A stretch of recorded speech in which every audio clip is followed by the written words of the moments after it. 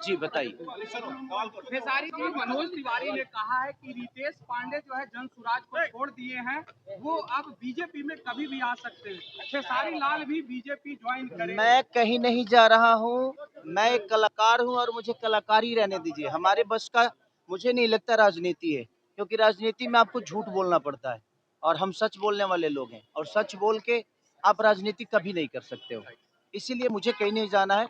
मैं जहाँ हूँ, लड़ना था, एक बार वो सिचुएशन ही ऐसा हुआ, मैं लड़ लिया, मैं देख लिया कि सच्चाई यहाँ नहीं चल सकती।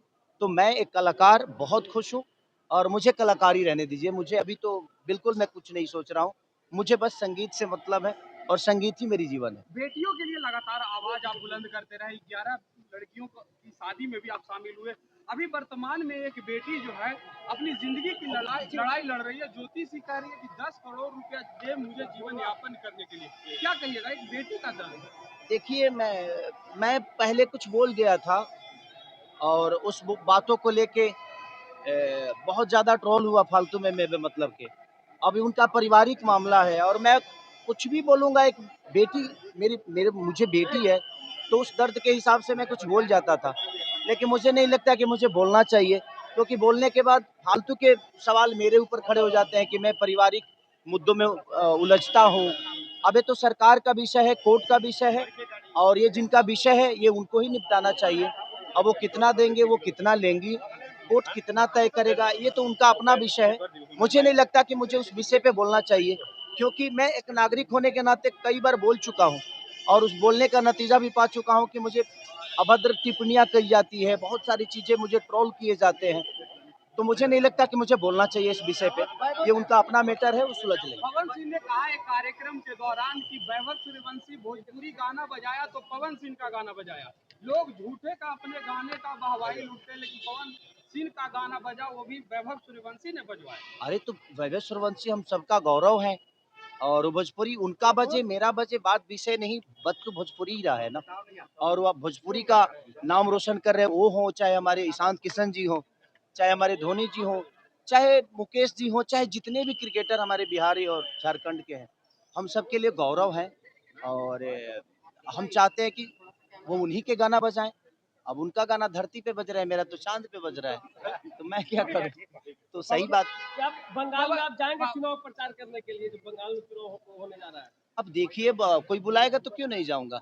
जिनसे अपना देखिए मेरा व्यक्तिगत जिससे संबंध होता है, उसके लिए मैं हमेशा से जाता हूँ, चाहे वो बीजेपी में हो या वो आरजेडी में हो या किसी भी पार्टी में। पवन सिंह, आप जिस शादी विवाह समारोह में आप गए थे उसमें पवन सिंह नहीं पहुंचे। जब अंकुश राजा से सवाल किया गया तो उन्होंने कहा कि मैं क्या करूं, इनविटेशन तो उन्हें दिया था, लेकिन खेसारी लाल पहुंचे, शायद इस वजह नहीं से वो नहीं, चुनाव में शायद वादा किए थे। उन्होंने वादा किया था कि 11 नहीं 21 बेटियों का शादी होगा। बट ठीक है, हो सकता है कोई परिस्थिति हुई होगी, नहीं आए तो ये उनका विषय है, क्यों नहीं आए। बट मुझे उन्होंने इनविटेशन दिया तो मुझे लगा जी नहीं यार, मैं सक्षम हूँ। कम से कम उन बच्चियों को इतना साहस कर रहे हैं वो दोनों भाई मिलके, तो हम भी एक कलाकार होने के नाते मुझे भी लगा कि मुझे भी उन बहनों को अपने तरफ से जो भी गिफ्ट हो सकता है मैं दे सकता हूँ। तो मैंने प्रयास किया और मैंने कोशिश की, और ऐसे बेहतर काम के लिए हमेशा से हर आदमी को कोशिश करना चाहिए। तेज प्रताप यादव ने आपके लेकर के कहा कि हमेशा सितारा सितारा ही नहीं रहेगा, आए और कई गए। ठीक है, देखिए सबसे वो सही बोल रहे हैं। हर आदमी स्टार हमेशा नहीं रहता है। हर आदमी चाहे जो मैं आजीवन स्टार रहूं तो संभव है नहीं। उनका भी कहना सही है कि हमेशा खेसारी स्टार नहीं रहेंगे। आज हैं, इनके जगह पे कोई पहले था, उसके बाद कोई आया, फिर मैं आया।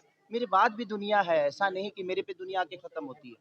तो दुनिया है और आना जाना लगा रहता है, और यही प्रकृति का खेला है कि दिन है तो रात होगी और रात है तो दिन होगा। अगर आज धूप है तो बरसात होगी और बरसात खत्म होगा तो धूप भी होगा। एक आखिरी सवाल, अब बिहार में खुले में मीट मांस बिकना बंद हो गया। देखिए, खुले में कुछ, यहाँ कुछ भी खुले में बंद हो जाता है, लेकिन अंदर तो सब कुछ चलता ही है। तब उसके लिए क्या कहिएगा, ये कोई बड़ा विषय नहीं है। ये तो सरकार का विषय है कि भाई वो लोग क्या क्या बंद कराते हैं और क्या क्या चालू होता है, अब सबको पता है। तो ये सवाल ही नहीं है, क्योंकि खुला में तो हर चीज बंद है, लेकिन अंदर तो सब कुछ चालू है, तो बंद करने का कोई मतलब बनता नहीं है। अभी एक पार्टी के नेता ने कहा कि शराबबंदी की समीक्षा होनी चाहिए, शराबबंदी को लेकर के। बिल्कुल, जी क्या सॉरी? अरे शराबबंदी को लेकर के मामले में जो लड़की मरी थी उसके परिवार वालों को धमकी मिल रही है। मुझे लगता है कि सरकार को, क्योंकि देखिए सच पूछे कि जहाँ जिस राज्य में बेटियां सुरक्षित नहीं है तो समझिए कि सरकार की लापरवाही पाई जाएगी। तो इसमें जो सरकार है उसे विचार जरूर करना चाहिए कि इसीलिए मैं कहता हूं कि हर घर में एक बेटी पैदा जरूर होनी चाहिए ताकि बेटियों की दर्द हम समझ पाए। मैं बेटियों पे इसलिए बेहतर बोल पाता हूं क्योंकि मेरे पास बेटी है और मैं उस बेटी को देखता हूं तो मुझे लगता है कि दुनिया की हर वो बेटी मेरी बेटी की तरह है। शराबबंदी की समीक्षा होनी चाहिए या नहीं? क्या समीक्षा करिएगा सर? आज 10 साल से शराबबंदी है और कई बार समीक्षा करिएगा।